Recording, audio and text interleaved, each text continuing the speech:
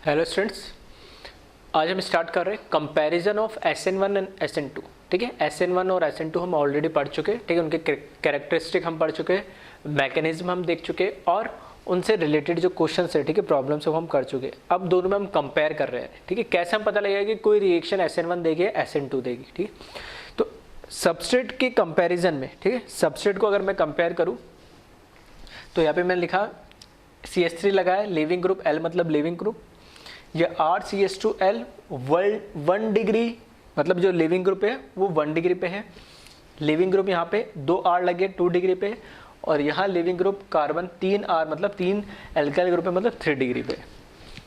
तो हमें पता है कि जो SN1 होती है, SN1 जो होता है वो सबस्ट्रेट के कैसे डिपेंड करता है, उसकी कार्बोकेटाइन की स्टेबिलिटी पे। और कार्बोकेटाइन स्टेबल कौन सा होगा सबसे ज़्यादा, 3 डिग्री, उसके बाद 2 डिग्री, उसके बाद 1 डिग्री। ठीक है, तो जो कार्बोकेटाइन की स्टेबिलिटी होगा उस पर SN1 क्या करेगा, डायरेक्टली क्या करेगा, डिपेंड करेगा। तो क्या हम ऐसा बोल सकते हैं कि अगर यह बात करूँ मेरे पास 3 डिग्री है तो इस केस में इसकी रेट ऑफ रिएक्शन सबसे ज़्यादा होगी। ठीक है, और उससे कम थोड़ी 2 डिग्री की होगी, उससे कम 1 डिग्री की होगी, सबसे कम मिथाइल की होगी। तो यहाँ पर मैं मान लेता हूँ ये SN1 के लिए मैं बता रहा हूँ।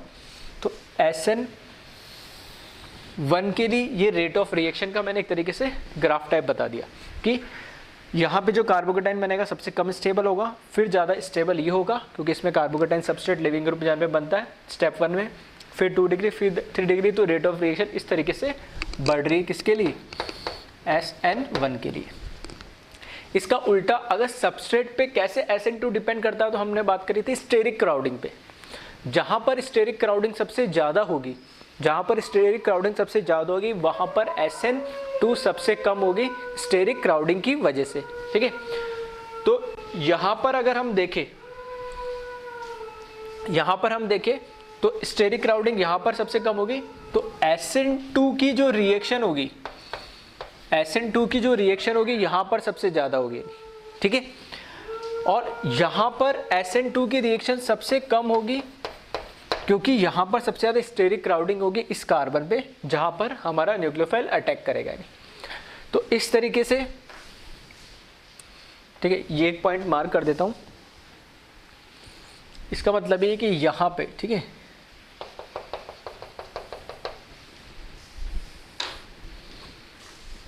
इस पॉइंट से पास करते हुए मैं बना रहा हूं इसको। ठीक है, थोड़ा सा आप इस तरीके से एडजस्ट कर लेना है।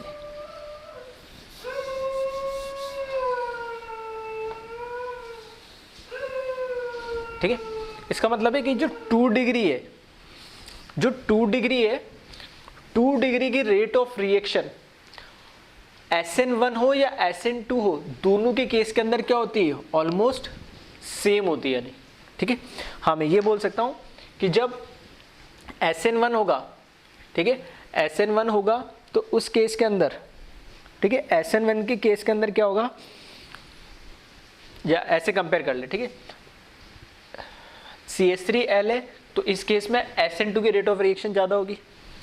1 डिग्री है तो भी SN2 की रेट ऑफ रिएक्शन ज्यादा होगी। लेकिन जब 2 डिग्री होगा तो SN1 और SN2 दोनों पॉसिबल है, मतलब सबस्ट्रेट के अकॉर्डिंग। तो फिर दूसरे फैक्टर डिपेंड करेंगे, न्यूक्लियोफाइल या सॉल्वेंट, उन पे डिपेंड करेगा कि वो SN1 होगी SN2 होगी।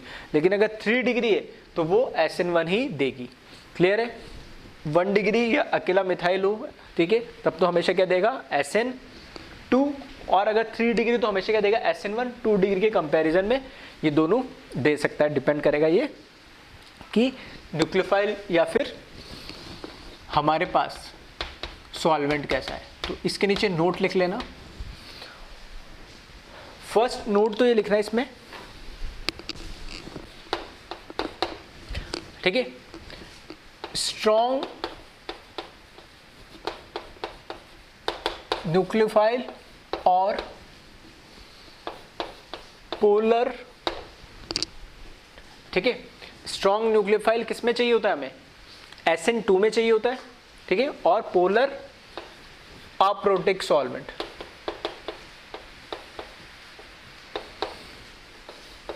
Favour SN2 in 2 degree carbon, ठीक है। और सेकंड पॉइंट इसमें लिख लेना, वीक न्यूक्लियोफाइल और polar protic solvent favour SN1 इन 2 डिग्री कार्बन, ठीक है। 1 डिग्री अकेला मिथाइल और 3 डिग्री में तो क्लियर है। 2 डिग्री में कैसे हम चेक करेंगे, तो 2 डिग्री में चेक कर लेना कि 2 डिग्री में या तो स्ट्रॉन्ग न्यूक्लियोफाइल दे रखा हो या पोलर अप्रोटिक सॉल्वेंट दे रखा हो या दोनों दे रखा हो तो सबसे बढ़िया है, ठीक है। अगर सिर्फ न्यूक्लियोफाइल के बेसिस पे कंपेयर करना है तो स्ट्रॉन्ग होगा तो SN2 और वीक होगा तो SN1। अगर सॉल्वेंट के रेस्पेक्ट में कंपेयर करना है तो पोलर अप्रोटिक सॉल्वेंट होगा, ठीक है। पोलर अप्रोटिक सॉल्वेंट होगा तब तो SN2 और पोलर प्रोटिक सॉल्वेंट होगा तो SN1, और दोनों का कॉम्बिनेशन दे रखा है तब तो फिर कोई दिक्कत ही नहीं होगी, ठीक है। तो एक बार इसको कॉपी कर ले। अब कुछ मैं सबस्ट्रेट, बहुत कॉमन सबस्ट्रेट लिख रहा हूँ और इसमें तुम्हें बताना है कि SN1 होगा, SN2 होगा या दोनों ही नहीं होगा या फिर दोनों पॉसिबल है, ठीक है। तो इसको वीडियो पॉज करके कॉपी कर लेना इसको।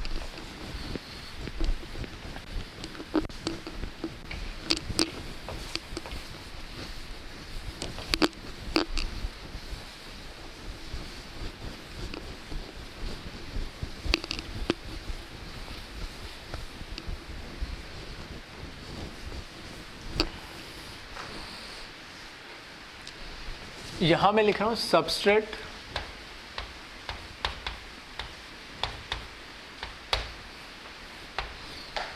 यहां लिख रहा हूं क्या वो सबस्ट्रेट SN1 देगा या क्या वो सबस्ट्रेट SN2 देगा या दोनों देगा या दोनों नहीं देगा, ठीक है। तो ये हमें बताना है। फर्स्ट लिख रहा हूं यहां पे मैं फर्स्ट सबस्ट्रेट, ठीक है। तो जो कुछ तो हम अभी देख चुके वही लिख दे रहा हूं मैं ताकि एक बार, ठीक है, टेबल टाइप आपके बन जाए। अगर ये SN1 दे रहा है तो ये राइट लगाए, नहीं दे रहा है तो क्रॉस लगा दे। यहाँ SN2 दे रहा है तो राइट लगाए, नहीं दे रहा है तो क्रॉस लगाए, ठीक है। इस तरीके से करना है। फॉर एग्जांपल जैसे CH3Cl, ये क्या है 1 डिग्री है तो 1 डिग्री है, ये क्या है, सॉरी 1 डिग्री भी नहीं है तो अकेला है ये तो मिथाइल, तो मिथाइल क्या करेगा SN1 तो नहीं देगा, ये कार्बोकेटाइन स्टेबल नहीं होगा, हाँ, या पे स्टेरिक क्राउडिंग नहीं होगी तो ये SN2 दे देगा, ठीक है। इस तरीके से आपको बताना है इसमें। तो मैं लिख रहा हूँ कुछ कंपाउंड, ठीक है, कंपाउंड्स तो जल्दी जल्दी आप उसमें, ठीक है, लिखते चलिएगा। CH2Cl, फिर CH3F,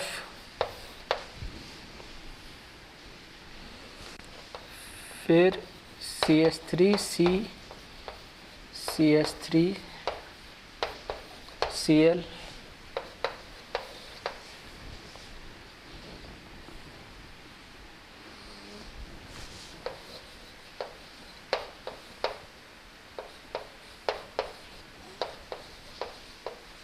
ठीक है। इसके अंदर हमें बताना है कि कौन कौन सी रिएक्शन फेवर करेगा या रिएक्शन देगा या देगा। इसमें आ जाए तो ये कैसा हो गया 1 डिग्री हो गया, ये 1 डिग्री हो गया तो कार्बोकेटाइन तो अनस्टेबल होगा और SN2 इजीली दे देगा ये। CH3F, ठीक है, इसको ध्यान रखें, CH3F, ठीक है, इंपॉर्टेंट है ये। CH3F के केस में बताए क्या देगा, SN1 देगा, SN2 देगा। तो इस केस में ये ना SN1 देगा ना ही ये SN2 देगा। क्यों? क्योंकि ये मैंने बताया था कि जो F होता है बहुत ही, ठीक है, F is very very poor, ठीक है, लिविंग ग्रुप होता है।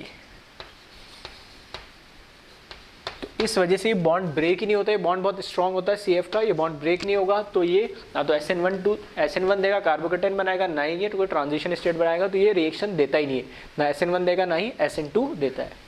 इसमें बताए यहाँ पर क्या हो गया, ये 3 डिग्री आ गया, 3 डिग्री आ गया तो कार्बोकेटाइन स्टेबल होगा तो SN1 देगा और स्टेरिक क्राउडिंग की वजह से ये SN2 नहीं देगा। फिर यहाँ पर ये क्या आ गया, 2 डिग्री आ गया हमारे पास, ठीक है, क्लोरीन 2 डिग्री से लगा हुआ है तो 2 डिग्री है तो SN1 दे सकता है कब, जब यहाँ पर क्या हो, जब यहाँ पर क्या हो, वीक न्यूक्लियोफाइल हो, ठीक है, यही बात अभी हमने करी थी। और SN2 भी दे सकता है लेकिन कब, जब हमारे पास क्या हो, स्ट्रॉन्ग न्यूक्लियोफाइल, ठीक है। सॉल्वेंट क्या दे रखा हो उस कंडीशन पे डिपेंड करता है, मैं तो इन जनरल बोल दे रहा हूँ, ठीक है। सॉल्वेंट कुछ भी हो, ठीक है, स्ट्रॉन्ग हो वीक हो, एक चीज को फेवर करेगा, लेकिन अगर वीक हो गया तब वो क्या करेगा, SN1 ही देगा, और स्ट्रॉन्ग हो गया तो क्या देगा, SN2 ही देगा, ठीक है। तो एक बार इसको कॉपी कर ले, कुछ और लिख रहा हूँ मैं कंपाउंड।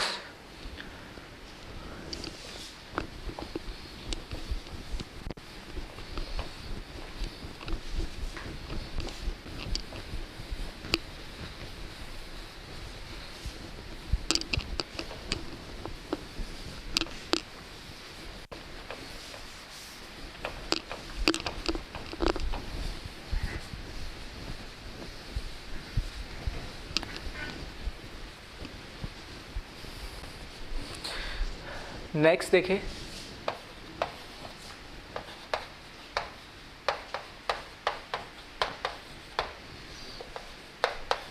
इसमें बताए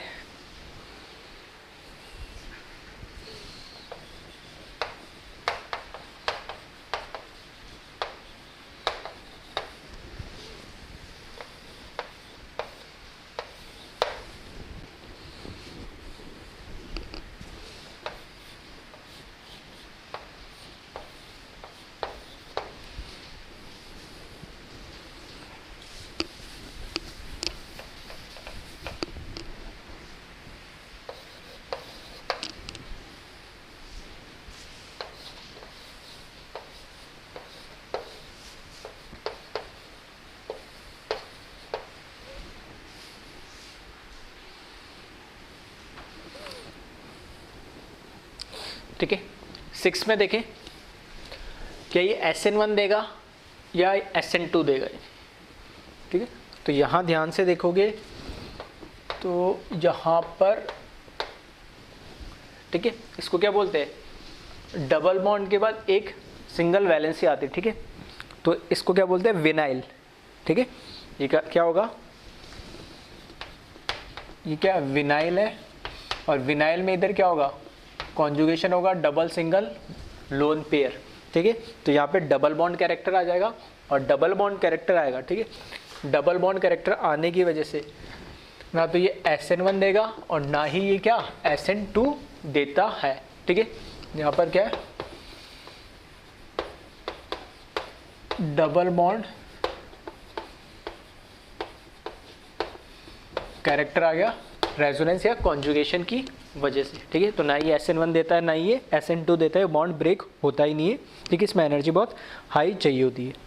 फिर आ जाओ 7th में, यहाँ से Cl जाएगा, ठीक है। तो इसको क्या बोलते हैं हम, जैसे विनाइल होता है तो ये क्या होता है, अलाइल, ठीक है, पहले कई बार बता चुका हूँ मैं, ठीक है, इस चैप्टर के स्टार्टिंग में बताया था मैंने, अलाइल है ये। तो देखना अगर यहाँ से जब क्लोरीन जाता है और यहाँ कार्बोकेटाइन आ जाता है SN1 के केस में, तो डबल सिंगल और वैकेंट ऑर्बिटल कॉन्जुगेशन होगा, ठीक है। तो यहाँ पे SN1 पॉसिबल है क्योंकि उसमें कार्बोकेटाइन की स्टेबिलिटी देखी जाती है। ये कैसा है, 1 डिग्री कार्बन से लगा हुआ है तो SN2 भी पॉसिबल है, ये भी सही है। तो कैसे पता लगेगा SN1 होगा SN2, तो वापस से वही बात है कि अगर वीक न्यूक्लियोफाइल हो, ठीक है, जहां पर दोनों होने की पॉसिबिलिटी हो, तब हम कहां से डिसाइड करेंगे, न्यूक्लियोफाइल से। वीक न्यूक्लियोफाइल होगा तो SN1 दे देगा, और अगर स्ट्रॉन्ग न्यूक्लियोफाइल होगा तो क्या दे देगा, SN2 दे देगा।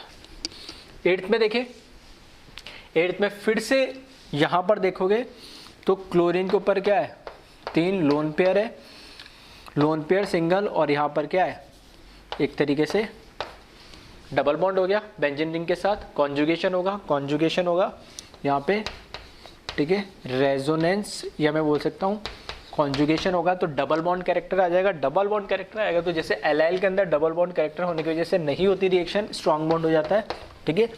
यह मैं रीजन ले देखता हूँ, डबल बॉन्ड कैरेक्टर शॉर्ट में लिख दिया, तुम लिख लेना DBC, डबल बॉन्ड कैरेक्टर आ जाता है, तो इस वजह से वो रिएक्शन नहीं हो पाती है। इसमें देखिए 9th में 1 डिग्री है क्लोरीन पे, तो SN2 बिल्कुल पॉसिबल है। जब क्लोरीन हट जाएगा और इस पे कार्बोकेटाइन आएगा, तो देखना यहाँ कार्बोकेटाइन आने से इस बेंजीन रिंग के साथ क्या करेगा, रेजोनेंस में जाएगा, तो भी स्टेबल हो जाएगा, तो यहाँ पे SN1 भी पॉसिबल है। फिर जब दोनों पॉसिबल है तो फिर वापस से स्ट्रॉन्ग न्यूक्लियोफाइल होगा तो SN2 देगा, और अगर वीक न्यूक्लियोफाइल होगा तो ये क्या देगा, SN1 देगा, यानी ठीक है। इसको कॉपी कर ले और लिखता हूँ कुछ सबस्ट्रेट में।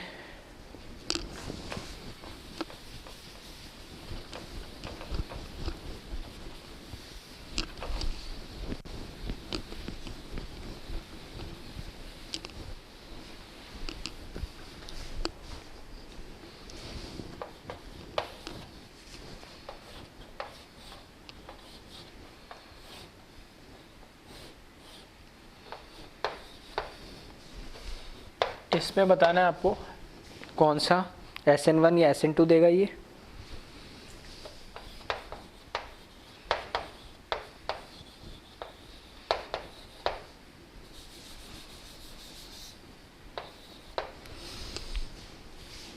फिर इसमें बताया आप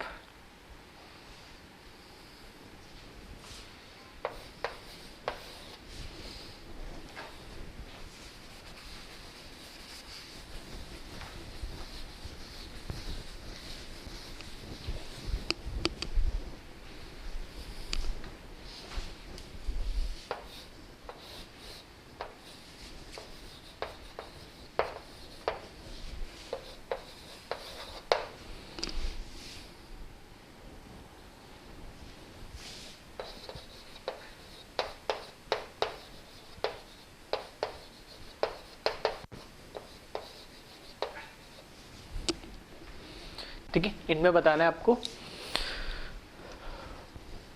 फर्स्ट इसमें देखें, अगर यहाँ से जैसे क्लोरीन जाएगा तो यहाँ क्या बन जाएगा, कार्बोकेटाइन, और ये कौन सा कार्बन है, ब्रिज हेड कार्बन, और ब्रिज हेड कार्बन पे कार्बोकेटाइन हाईली अनस्टेबल होता है, तो ये क्योंकि वहाँ पे हाइब्रिडाइजेशन क्या होता है sp2, और वो पॉसिबल नहीं है, प्लेनर नहीं हो सकता, तो SN1 तो पॉसिबल ही नहीं।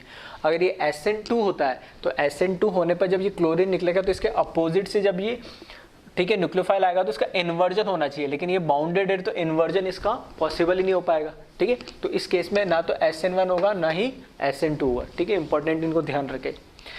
रीजन दोनों का बता दिया, कार्बोकेटाइन स्टेबल नहीं होगा, उस केस में इन्वर्जन नहीं हो पाएगा, तो नहीं हो पाएगा।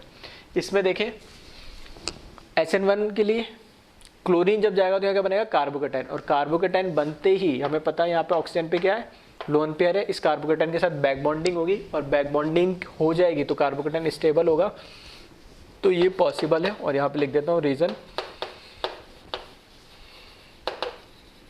बैक बॉन्डिंग हो जाएगी। और क्लोरीन किसके साथ है, 1 डिग्री के साथ है, और 1 डिग्री के साथ है तो SN2 भी पॉसिबल है, ठीक है, क्योंकि यहाँ पर क्या है, 1 डिग्री कार्बन पे लिविंग ग्रुप लगा हुआ है। यहाँ देखें क्लोरीन जैसे ही हटेगा यहाँ पे क्या आएगा, कार्बोकेटाइन, और क्या बन जाएगा, डांसिंग रेजोनेंस, तो ये भी क्या हो जाएगा, हाईली स्टेबल होगा, तो SN1 पॉसिबल है। Reason, dancing resonance. यहाँ पे देखें वापस से 1 डिग्री कार्बन है, 1 डिग्री कार्बन है, उससे लिविंग ग्रुप है, तो यहाँ पे भी पॉसिबल है।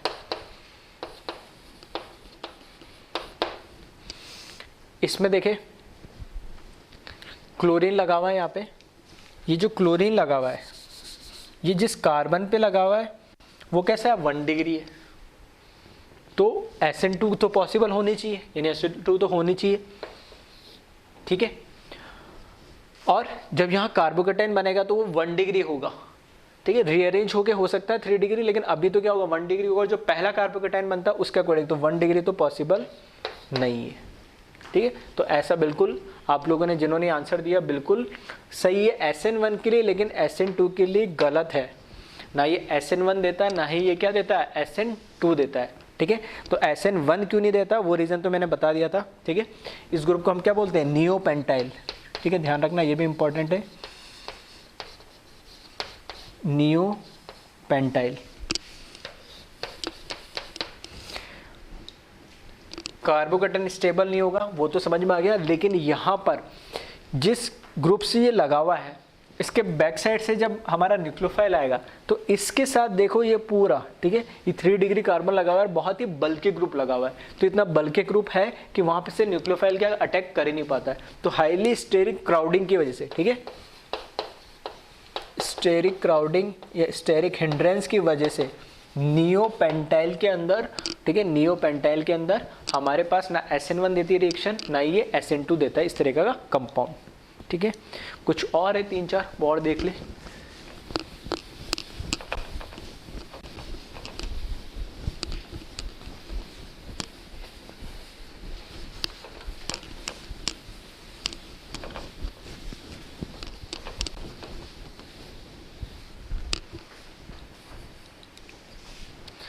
नेक्स्ट है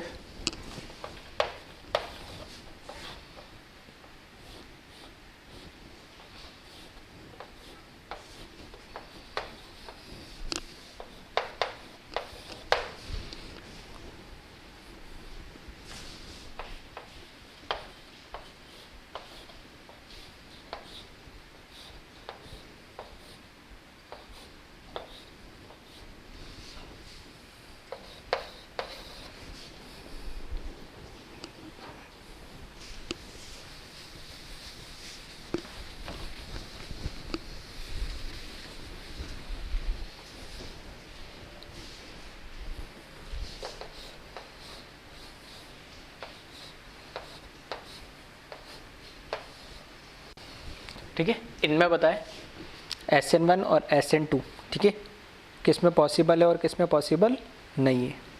फर्स्ट वाले में देखिए क्लोरीन जैसे जाएगा, यहाँ क्या बनेगा कार्बोकेटाइन। कार्बोकेटाइन बनते हर एक साइक्लिक रिंग में हर एक एटम कॉन्जुगेशन का पार्ट है, लेकिन 4 बाई इलेक्ट्रॉन होने की वजह से कैसे बनेगा एंटी एरोमेटिक, तो हाईली अनस्टेबल होगा, तो ये रिएक्शन नहीं देगा क्योंकि इसमें एंटी एरोमेटिक कार्बोकेटाइन बनेगा, ठीक है। यहाँ पर क्या है 2 डिग्री कार्बन है तो ये दे देगा, ठीक है। तो यहाँ पे 1 और 2 डिग्री कार्बन है, ठीक है, तो ये दे देगा यानी, ठीक है। अगर न्यूक्लियोफाइल स्ट्रॉन्ग आ जाएगा या वैसे भी ये दे देगा यानी। फिर इसके अंदर इसमें देखिए जैसे ब्रोमीन जाएगा यहाँ कार्बोकेटाइन आएगा, ठीक है, और 6 पाई इलेक्ट्रॉन हो जाएगा तब ये दे देगा, ठीक है, क्योंकि यहाँ पे क्या बन जाएगा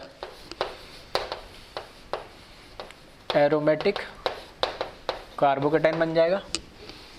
और यहाँ पे अभी भी क्या है ये 2 डिग्री रहेगा, 2 डिग्री है तो ये इस केस में भी दे देगा यानी, ठीक है, 2 डिग्री कार्बन है यहाँ पे। इसमें बताया लास्ट वाले में, ठीक है, क्लोरीन जब निकलेगा, क्लोरीन जब निकल जाएगा तो यहाँ पर क्या रह जाएगा ये क्लोरीन जब निकल जाएगा यहाँ पर,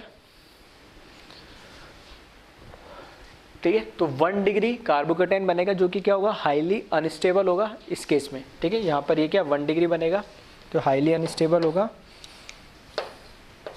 तो 1 डिग्री कार्बोकेटाइन बनेगा तो नहीं होगा।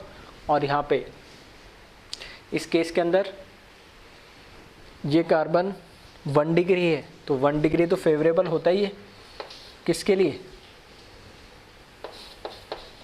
SN2 के लिए, ठीक है। तो यहाँ पे 1 डिग्री कार्बन होगा। तो इस तरीके से सबस्ट्रेट में भी, ठीक है, आपको देके और पूछ सकता है कि किस में SN1 होगा किस में SN2 होगा, ठीक है। तो इस तरीके से आपको ये क्वेश्चंस पहचान में आना चाहिए। वापस से वही GOC की इसमें एप्लीकेशंस है। अब कुछ रिएक्शंस वाले के प्रोडक्ट क्या बनेंगे, अब हमें नहीं दे रखा है कि उसमें SN1 होगा या SN2 होगा, वो आपको देख के बताना होगा, ठीक है। तो ऐसे रिएक्शंस वाले में क्वेश्चन करवा रहा हूँ कुछ, तो इसको एक बार वीडियो पॉज करके कॉपी कर ले और क्वेश्चन लिख ले। Right the products of given reactions.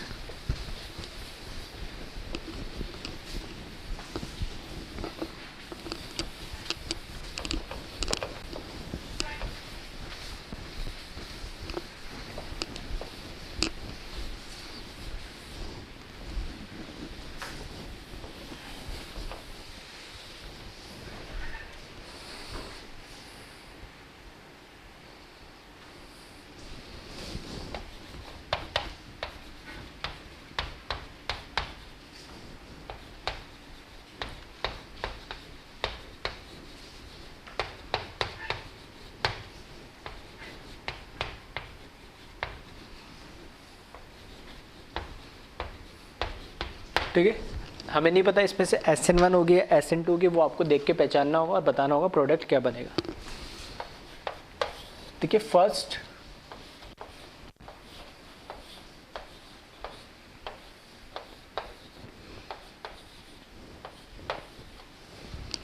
ठीक है, ये हमें दे दिया रिएक्टेंट,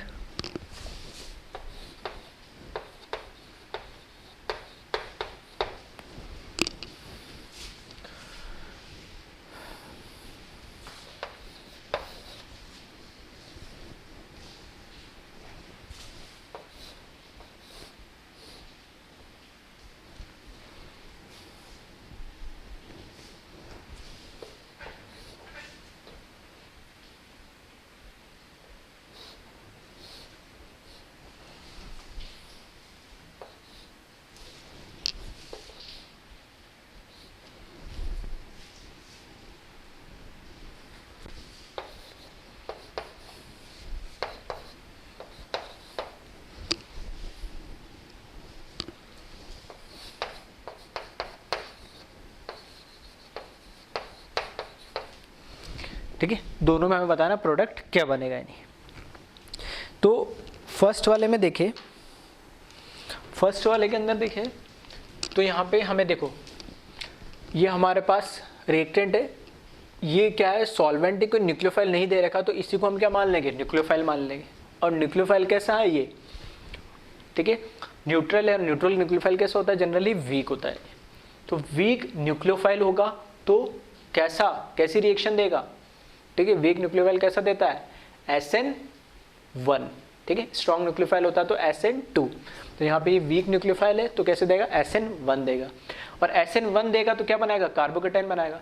तो देखना कार्बोकेटाइन बनने से स्टेबिलिटी भी मिल रही है क्या कहीं पे, अगर यहाँ क्या है 2 डिग्री कार्बोकेटाइन, 2 डिग्री, ये भी 2 डिग्री, तो 2 डिग्री कार्बोकेटाइन में तो हमें पता ही नहीं लगता है। कहाँ से डिसाइड करते हैं हम, न्यूक्लियोफाइल से डिसाइड करते हैं। दूसरा, किस क्लोरीन को हटाओ, 1 2 3 लिविंग ग्रुप लगे 3 जगह, तो किसको हटाओ, यहाँ पे भी 2 डिग्री बनेगा, यहाँ पे भी 2 डिग्री का बनेगा, यहाँ पे भी 2 डिग्री बनेगा। लेकिन देखना जब यहाँ पे अगर कार्बोकेटाइन बना दूँ,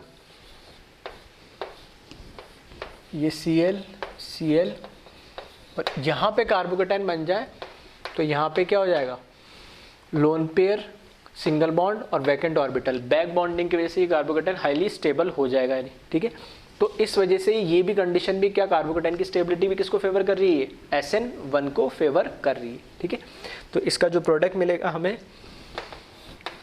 ये CH3OH।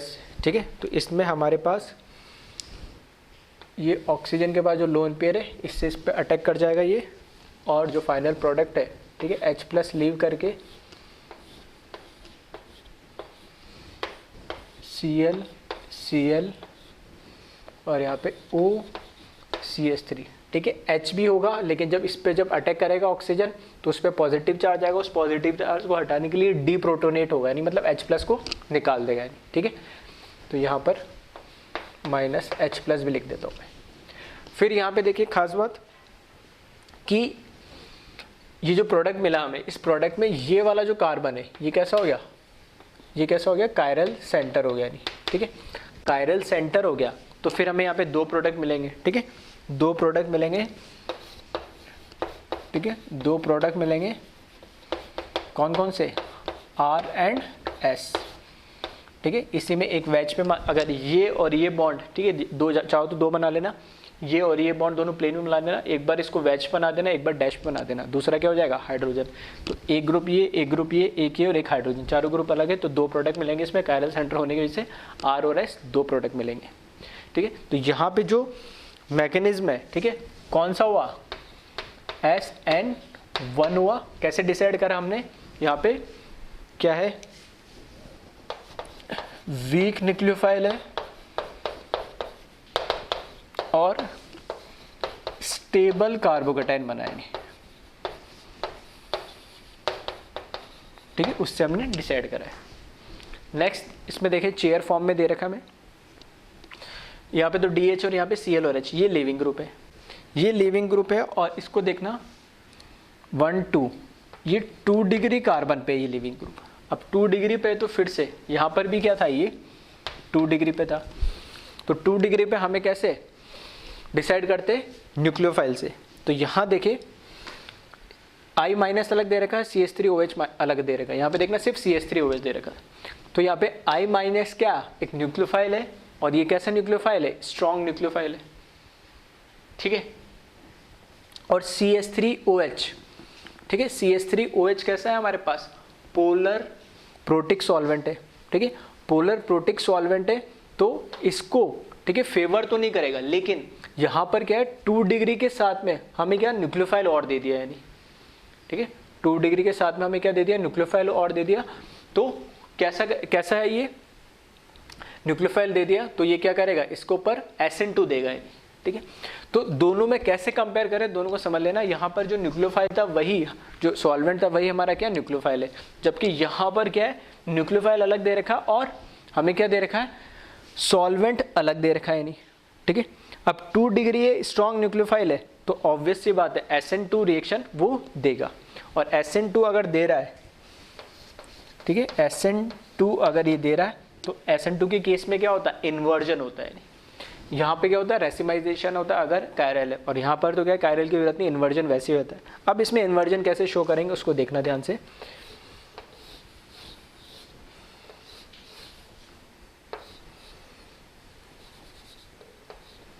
ठीक है, H और D, इसको तो एज इट इज रहने दिया।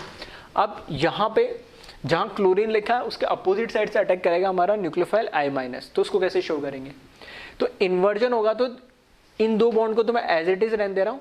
जहाँ H होता है, जैसे हम बनाते हैं ना फिशर में, जैसे लास्ट लेक्चर में बताया था मैंने, तो फिशर में क्या होता है, H अपनी पोजीशन चेंज कर लेता है और Cl की जगह, मतलब अपोजिट डायरेक्शन से आएगा तो Cl तो निकल जाएगा और अपोजिट डायरेक्शन से न्यूक्लियोफाइल आएगा, और जो H है वहाँ Cl की जगह चल जाएगा। तो सेम यही कर रहा हूँ यहाँ पे, इधर तो आ जाएगा Cl की जगह H आ जाएगा इन्वर्जन की वजह से, और यहाँ पर हमारा ये न्यूक्लियोफाइल आ जाएगा, ठीक है। तो इस तरीके से ही हमारा प्रोडक्ट बन जाएगा, यानी। तो इस केस में हमारे पास क्या, पोलर प्रोटिक सॉल्वेंट है, पोलर प्रोटिक सॉल्वेंट है, और हमें क्या दे दिया, स्ट्रॉन्ग न्यूक्लियोफाइल दे दिया। तो यहाँ पे SN2 मैकेनिज्म होगा और इस तरीके से हमें प्रोडक्ट मिल जाएगा, यानी। इसी का एक एग्जाम्पल, ठीक है, चलो एक इसी में हम देख लेते हैं, एक और लिख लेते हैं क्वेश्चन।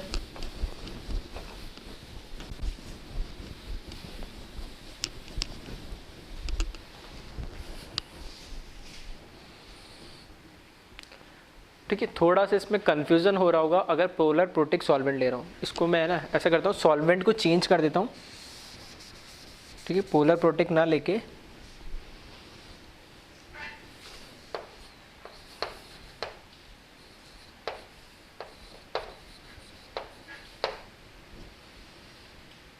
ठीक है, इस तरीके से हम ले लेते।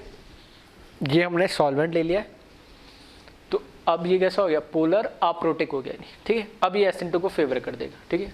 वैसे तो वो भी कर देता, लेकिन अगर कई बच्चों को कन्फ्यूजन हो रहा होगा कि कैसे क्या, तो थोड़ा सा, ठीक है, क्लियर कर दिया मैंने।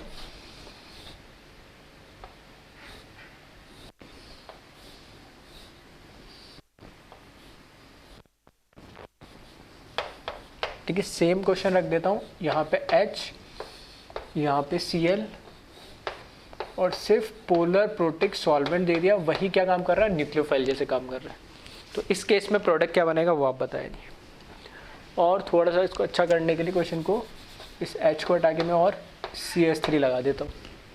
तो कन्फ्यूज़न ना रहे। अब यहाँ पर क्या हुआ देखना, जहाँ पे हमारा क्लोरीन हैलोजन लगा ये कैसा हो गया, अब 3 डिग्री हो गया। ये कैसा था, 2 डिग्री था, तो मुझे देखना पड़ रहा है सॉल्वेंट और न्यूक्लियोफाइल इन सब से। यहाँ पर क्या हो गया, 3 डिग्री हो गया। ठीक है, 3 डिग्री हो गया तो अब सोचने की जरूरत नहीं, 3 डिग्री क्या फेवर करेगा, कार्बोकेटाइन की स्टेबिलिटी। कार्बोकेटाइन की स्टेबिलिटी होगी तो कौन सा, SN1 मैकेनिज्म देगा, ये SN1 देगा। तो अब यहाँ पे देख लें, ये क्या हो गया, कायरल सेंटर भी हो गया। ठीक है, और कन्फ्यूज़न ना हो, ठीक है, और कन्फ्यूज़न ना हो तो इसको मैं क्या कर दूँ, जैसा मैं क्वेश्चन चाह रहा हूँ बनाना। ठीक है, अब ठीक है, 1 2 3 1 2 3। ठीक है, अब ये वाला कैसा दिख रहा है, कायरल सेंटर दिख रहा है वो। तो अब कार्बोकेटाइन बनेगा तो उसके ऊपर जब ये हमारा न्यूक्लियोफाइल एज सॉल्वेंट जो एज ए न्यूक्लियोफाइल अटैक करेगा तो दोनों बन सकता है उसमें। ठीक है, तो इसमें प्रोडक्ट कितने बनेंगे,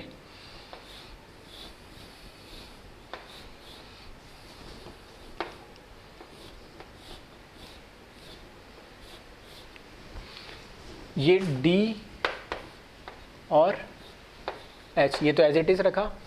ठीक है, एक बार मैंने क्या करा, CH3 को एज इट इज़ रहने दिया और यहाँ पर OCH3 लगा दिया। एक बार यहाँ पर CH3 को इधर कर दिया और OCH3 को इधर लगा दिया। यहाँ पर D और यहाँ पर H। ठीक है, 2 हमारे पास कंपाउंड मिलेंगे। ऐसा क्यों, क्योंकि यहाँ पर क्या है, ये हमारे पास कायरल सेंटर आ गया। ठीक है, कायरल सेंटर आ गया तो जब इसका कार्बोकेटाइन हम बनाएंगे, ठीक है, तो वो प्लेनर होगा। प्लेनर होगा तो दोनों तरफ से अटैक करेगा। अब अटैक करने पे क्योंकि कायरल सेंटर है तो इसमें R कॉन्फ़िगरेशन भी पॉसिबल है और S कॉन्फ़िगरेशन भी, जैसा भी फर्स्ट वाला बताया था उसमें मैंने एक में डायरेक्ट बता दिया था, इसमें मैंने दोनों अलग अलग बता दिए प्रोडक्ट। एक बार इसको कहाँ ले लिया, एक्सियल पे ले लिया, और एक बार कहाँ ले लिया मैंने इसको, इक्वेटोरियल पे ले लिया। ठीक है, इस तरीके से। तो एक बार इसको कॉपी कर ले, है ना, फिर उसके आगे कुछ और मैकेनिज्म है वो हम देखते हैं। नेक्स्ट जो मैकेनिज्म है वो है SNI। ठीक है, SN1 SN2 के अलावा फिर हम देख रहे हैं कुछ मैकेनिज्म SNI है। S का मतलब वापस सब्स्टिट्यूशन, N का मतलब वापस न्यूक्लियोफाइल, और I का मतलब होता है इंट्रामोलिकुलर। ठीक है, इंट्रा मतलब जैसे हम बोलते हैं इंट्रा स्कूल के अंदर ही, इंटर स्टेट मतलब स्टेट के अंदर ही। ठीक है, इंटर स्टेट मतलब दो अलग अलग, तो इंट्रा मतलब एक ही मॉलिक्यूल के अंदर रिएक्शन हो रही। एग्जांपल के लिए मैंने क्या करा, ये रिएक्टेंट लिखा और इसका ये प्रोडक्ट बना दिया। कैसे बना, इसको एक बार मैकेनिज्म से देखते हैं और समझते हैं इसका मतलब क्या है। ठीक है, ये प्रोडक्ट बना कैसे है उसको देख लेता हम। तो यहाँ मैं लिख रहा हूँ, ठीक है, मैकेनिज्म की अगर मैं बात करूँ तो हमारे पास जो ये हमारा रिएक्टेंट है, ठीक है,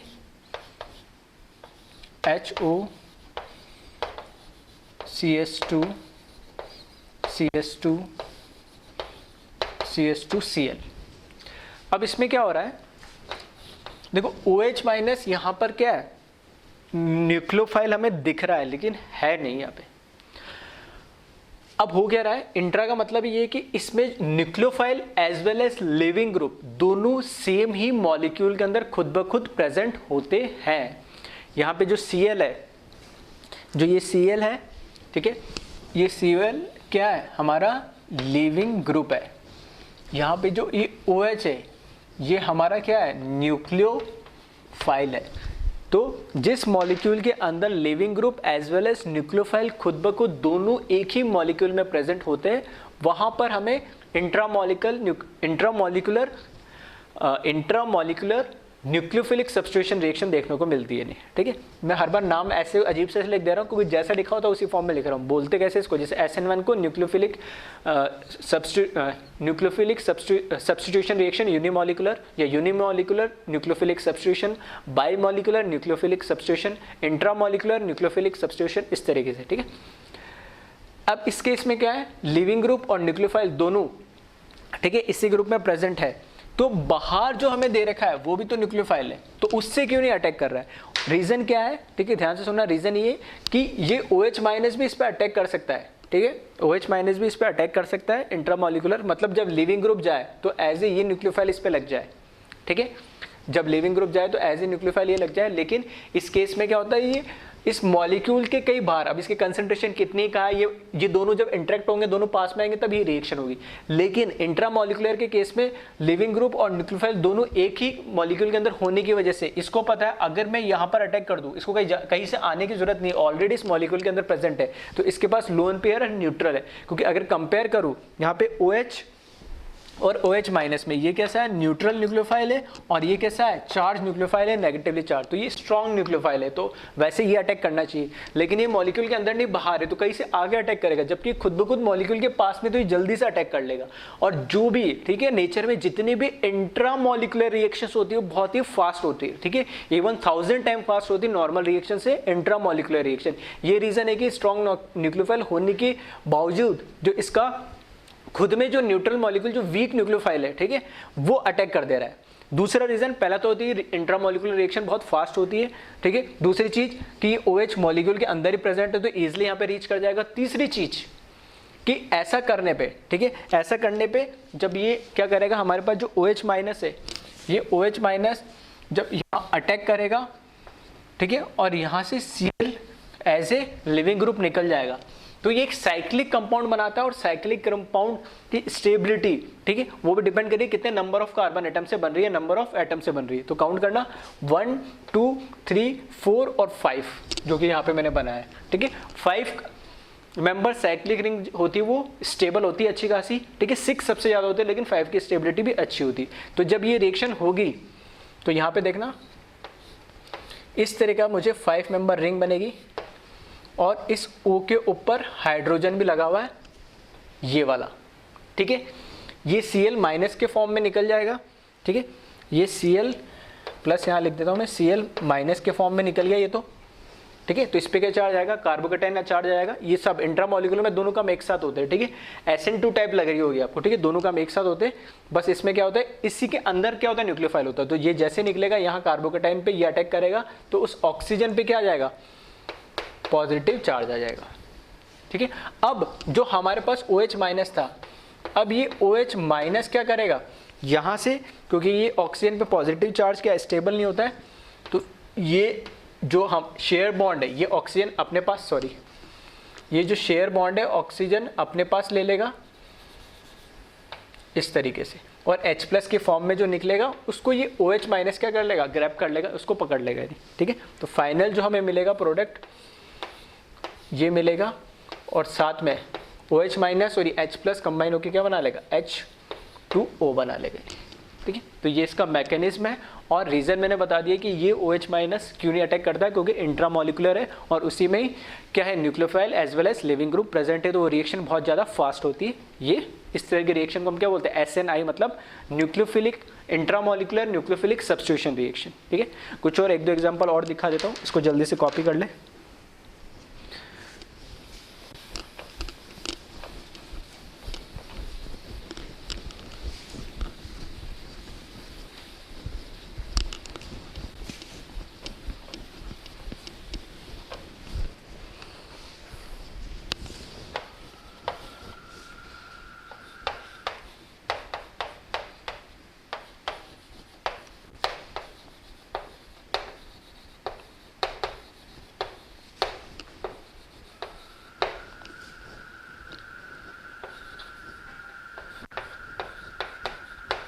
ठीक है, इसका प्रोडक्ट बनाना है तो वापस से सेम वही कहानी है कि यहाँ पर, ठीक है, N इसके बाद लोन पेयर है, वो इस पर अटैक करेगा, यहाँ से chlorine as a living group निकल जाएगा। तो ऐसा करने पे देखना, काउंट करना 1 2 3 4 5 6 मेंबर रिंग बनेगी यहाँ पे,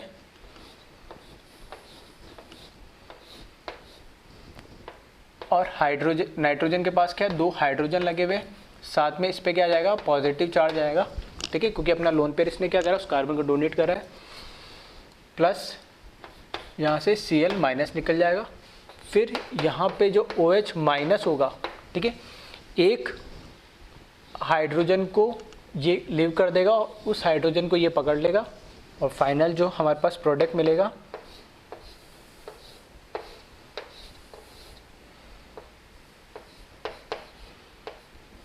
प्लस H2, ठीक है, ये प्रोडक्ट मिल जाएगा।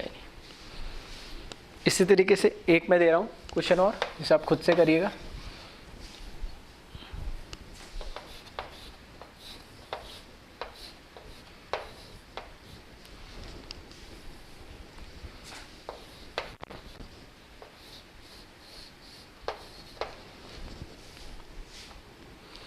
ठीक है, इसका प्रोडक्ट बनाइए, क्या बनेगा।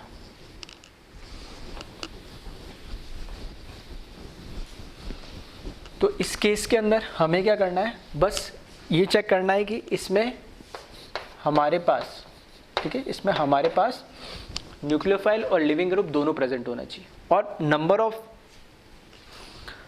मेंबर या नंबर ऑफ एटम काउंट कर ले साइक्लिक रिंग में कितना आ रहे। तो यहाँ देखें, ये तो निकल, यहाँ ऑक्सीजन के ऊपर लोन पेयर है, ठीक है, ये अटैक करेगा इस वाले कार्बन पे और यहाँ से क्लोरीन निकल जाएगा। तो देखना 1 2 3 4 5 6, ठीक है, वापस से क्या बना रहा है, 6 मेंबर रिंग बना रहा है, नहीं, ठीक है। चाहो तो साइक्लिक में, ठीक है, इसको हेट भी लिख सकते हैं, इस तरीके भी लिखा हुआ मिल जाएगा।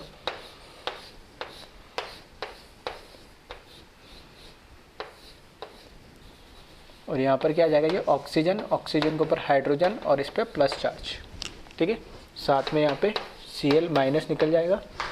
फिर यहाँ से OH माइनस, फिर फर्दर क्या करेगा, ये ले लेगा और इस OH माइनस पे ये H प्लस पे अटैक करेगा और ये प्रोडक्ट हमें मिल जाएगा।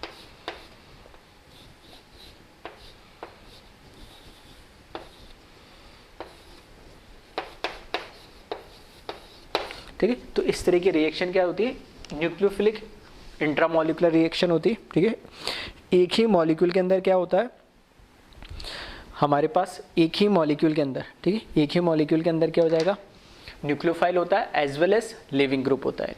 ठीक है, तो इस तरह के रिएक्शन को हम SNI बोलते हैं। रीज़न लिख लेना, मैंने बोल दिया, लिखा ही नहीं, चाहो तो लिख लेना। रीज़न क्या है कि इंट्रामोलिकुलर जो रिएक्शन है वो बहुत ही फास्ट होती है। ठीक है, स्ट्रॉन्ग न्यूक्लियोफाइल होने की वजह से OH माइनस फिर भी अटैक नहीं कर पाए, क्यों, क्योंकि इंट्रामोलिकुलर में उस मॉलिक्यूल के अंदर ही है, तो उसके पास में है, वो इजीली उस पर अटैक कर सकता है, जबकि वो कहीं से आना पड़ेगा उसको। ठीक है, तो इस तरीके से जो 2-3 रीज़न है वो लिख लेना है। नहीं,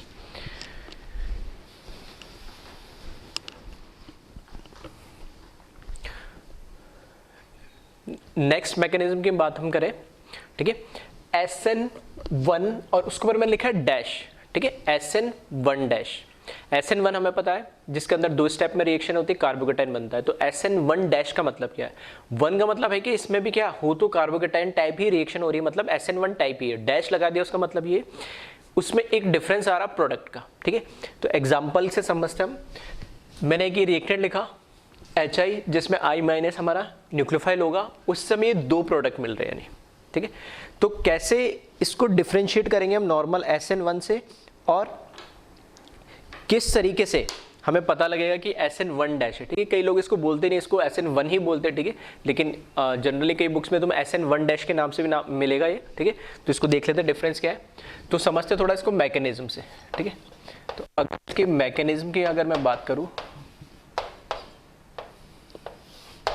तो हमारे पास क्या है, ये रिएक्टेंट है। तो स्टेप 1 में क्या हो रहा है, CH3 CH double bond CH CH2 OH। Same इसमें भी क्या होता है, SN1 टाइप स्टेप 1 क्या होता है, फॉर्मेशन ऑफ कार्बोकेटाइन। ठीक है, कार्बोकेटाइन फॉर्म होगा कैसे, यहाँ से ये लिविंग ग्रुप निकलने पे। तो जब ये लिविंग ग्रुप निकलेगा तो CH3 CH double bond CH CH2 carbocation. ठीक है, यही करते हैं हम SN1 में, जो हमारा लिविंग ग्रुप है उसको हम निकाल देते। ठीक है, OH लिविंग ग्रुप है, यहाँ पे इसको निकाला तो यहाँ बना कार्बोकेटाइन। अब जैसे ही कार्बोकेटाइन बना, तो अब यहाँ से आपको दिख रहा होगा, ठीक है, रेजोनेटिंग स्ट्रक्चर भी बनेगा, रेजोनेंस हो रहा है, डबल सिंगल वैकेंट ऑर्बिटल। तो इसका एक RS और बना देता हूँ मैं। ठीक है, तो वो कैसे बनेगा, CH3 CH पे कार्बोकेटाइन आ जाएगा single, CH double bond CH2। तो यहाँ पर क्या एक रेजोनेटिंग स्ट्रक्चर बन रहा है, उस रेजोनेटिंग स्ट्रक्चर से एक बार कार्बोकेटाइन इधर 1 डिग्री पर आ रहा है और एक बार कार्बोकेटाइन इधर 2 डिग्री पर आ रहा है। अब अगर इसके रेजोनेटिंग स्ट्रक्चर बन रहे हैं, तो अगर ये जब स्टेप 2 के अंदर जब न्यूक्लियोफाइल से रिएक्शन करेगा, यहाँ पे इस केस में एच आई है तो क्या देगा आई माइनस, ठीक है। तो आई माइनस से जब रिएक्शन देगा तो प्रोडक्ट क्या बनाएगा CH3 CH double bond CH CH2 I। और इस केस में अगर यहाँ से इस वाले रेजोनेटिंग स्ट्रक्चर पे, ठीक है, न्यूक्लियोफाइल अटैक करता है, इससे अगर हम बनाते प्रोडक्ट तो इससे क्या बनेगा CH3 CH I CH double bond CH2, ठीक है। तो इस तरीके से हमें दो अलग अलग प्रोडक्ट मिलेंगे। तो इसको देखोगे तो क्या ये SN1 टाइप ही रिएक्शन है, लेकिन SN1 टाइप रिएक्शन के अंदर हो क्या रहा है कि रेजोनेटिंग स्ट्रक्चर बन जा रहा है स्टेप 1 में ड्यू टू, ठीक है, कार्बोकेटाइन होने की वजह से।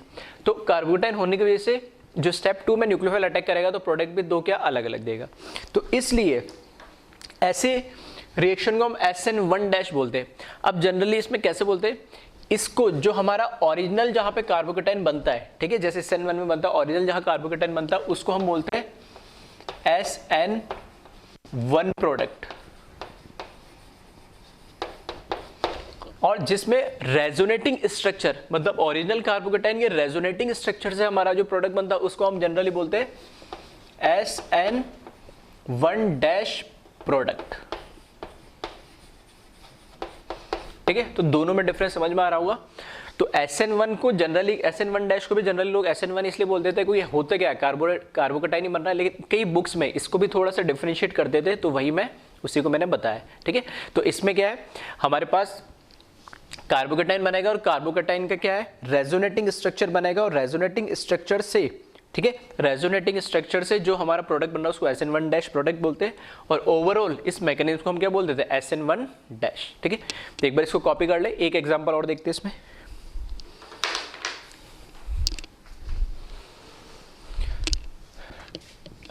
नेक्स्ट एग्जांपल देखिए इसमें,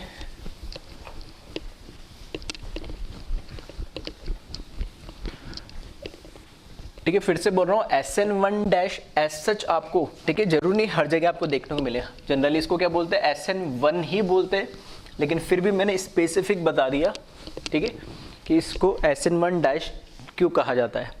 एक एग्जांपल और देखें,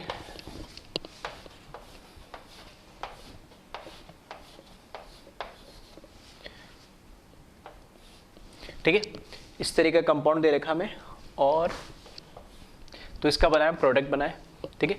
अगर मैं इसके रिएक्शन, ठीक है, अगर मैं इसके रिएक्शन करा देता हूँ H2 से, ठीक है, पोलर प्रोटिक सॉल्वेंट ले लेते हैं, कार्बोकेटाइन का फॉर्मेशन होगा तो फेवरेबल होगा, ठीक है। तो इसमें प्रोडक्ट क्या बनेंगे वो, ठीक है, यहाँ पर, ठीक है, मैं मैकेनिज्म से लिख रहा हूँ यहाँ पे Cl डबल बॉन्ड, यहाँ पे मिथाइल। फर्स्ट स्टेप में क्या होगा,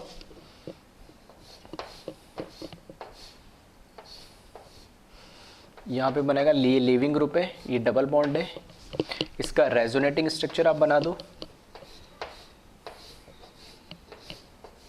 तो डबल सिंगल वैकेंट ऑर्बिटल, तो इस तरीके से यहाँ पे क्या आ जाएगा कार्बोकेटाइन आ जाएगा, ठीक है। इसका जो प्रोडक्ट बनेगा, ठीक है, इसका प्रोडक्ट बनेगा जब हम, ठीक है, H2 इस पे जब अटैक करेगा, H2 जब इस पर अटैक करेगा तो प्रोडक्ट इसका बन जाएगा एक तो,